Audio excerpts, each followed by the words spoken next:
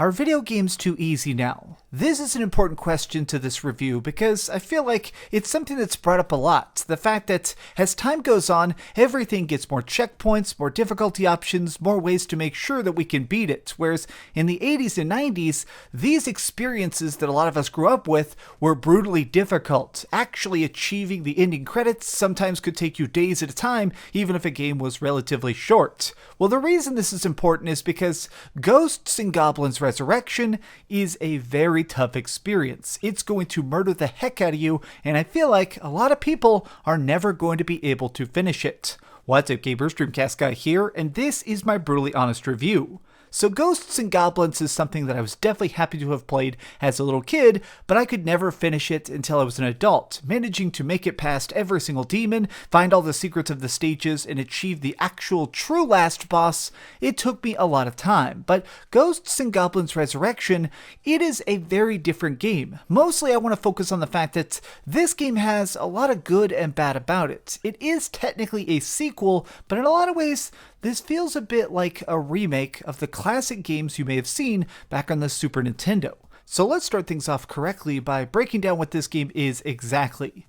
Ghosts and Goblins is a side-scrolling platformer that allows you to jump around, attacking people, picking up weapons, and unleashing magic to try and get through some incredibly tough stages. Now, the main appeal of this game is definitely the fact that it is tough, but it's also very, very fair. It's easy to try and practice things, you do have infinite lives, and the checkpoints are pretty generous. Managing to finish this game on normal difficulty is going to test you, but it's never frustrating. During my time with this game, trying to find all the secrets and going through all the different paths and stuff, I never found myself wanting to take a break or throw the controller at a wall because every single death was my fault. But there is a lot of memorization in this. As you'll notice, the courses are very much a straight line. There's chances to jump over enemies, find little paths and stuff, but for the most part, it is a straight shot. It's just about trying to memorize where a platform's going to be, where the next trap will pop up, and making sure you hop over it.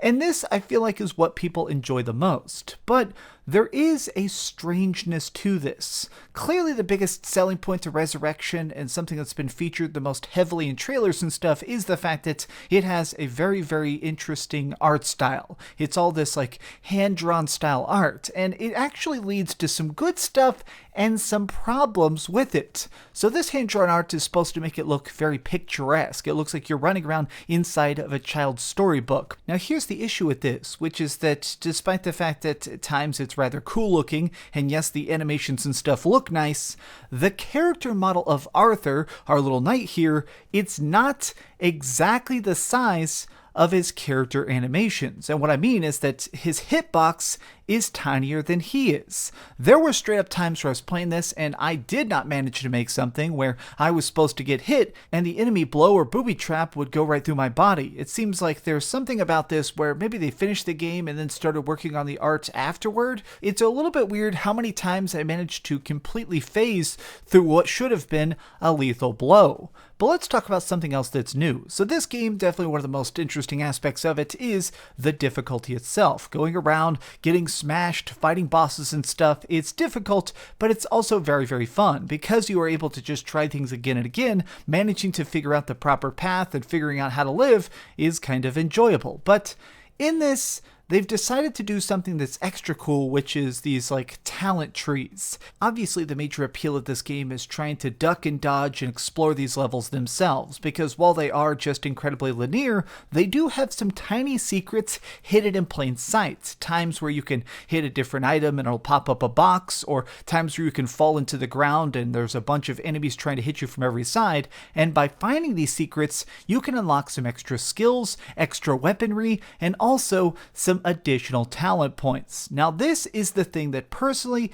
I enjoyed the most. It actually motivated me more than any other aspect of the game, which is that there's these little floating fairies that occasionally pop up, and if you grab them when you leave the level, you're able to go into this talent tree and give yourself different magics. Now these are both passive magics and active magics, making it where you can throw lightning, cast fire, turn yourself into rock, or it can be things where when you're losing a bunch of health and you're down to your boxers, others, you'll deal double damage, or things where you can revive yourself. Now, this to me is interesting because it definitely makes it where the deeper you get in the game, as you progress to the later stages, you're going to find more of these fairies, and therefore just naturally have extra talent points. This is one of those games where the first playthrough is absolutely brutal, but then going through again and again after that, it's relatively simple. But I kind of enjoy that. I like a game that manages to sort of encourage you to run through multiple times, finding everything, enjoying everything, and getting a chance to appreciate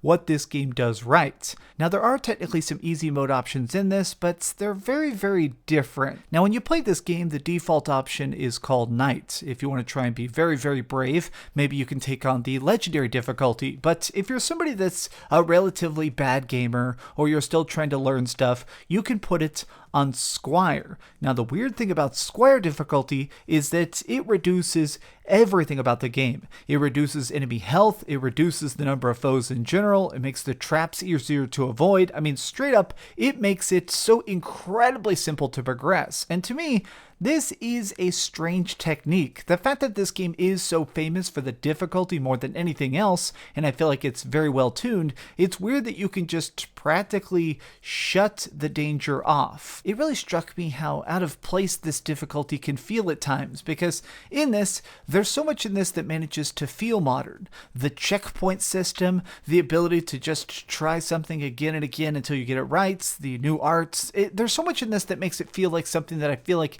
is a true sequel to Ghosts and Goblins.